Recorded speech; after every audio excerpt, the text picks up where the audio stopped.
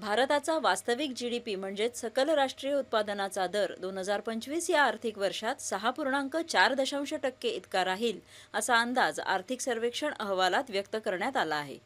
चालू आर्थिक वर्षाच्या पहिल्या तिमाहीत वास्तविक जीडीपी 6% असेल असंही या अहवालात म्हटलं आहे।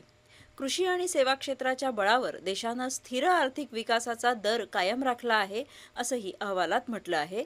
खरीप पिकांच्या विक्रमी उत्पादनामुळे तसंच पोषक कृषी व्यवस्थेमुळे ग्रामीण अर्थव्यवस्थेत मागणीत वाढ झाली आहे असं अहवालात नमूद करण्यात आलं आहे।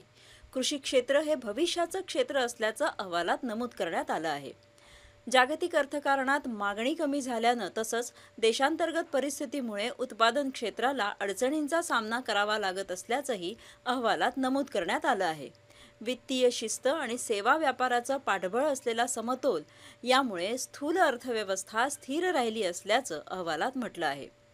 तळागाळात होत असलेल्या संरक्षणात्मक सुधारणा आणि सरकारी नियमन कमी झाल्यामुळे विकासाला गती मिळेल आणि जागतिक स्पर्धेत आपल्याला टिकून राहता येईल अशी अपेक्षा या अहवालात व्यक्त करण्यात आली आहे। वित्तीय सुधारणांवर भर आणि उद्योगस्नेही वातावरणाचा पुढचा टप्पा सूक्ष्म आणि मध्यम उद्योगाला उभारी देणारा ठरेल अशी अपेक्षाही या अहवालात व्यक्त करण्यात आली आहे। पायाभूत सुविधांची गरज पूर्ण करण्यासाठी खाजगी क्षेत्रांचा सहभाग वाढवणं महत्त्वाचं ठरेल असं सांगत भांडवली गुंतवणुकीत सरकारनं सातत्यानं केलेल्या वाढीचा उल्लेख या अहवालात करण्यात आला आहे। देशात दरवर्षी 80 लाख रोजगार निर्मिती करण्याचं उद्दिष्ट या अहवालात ठेवण्यात आलं आहे।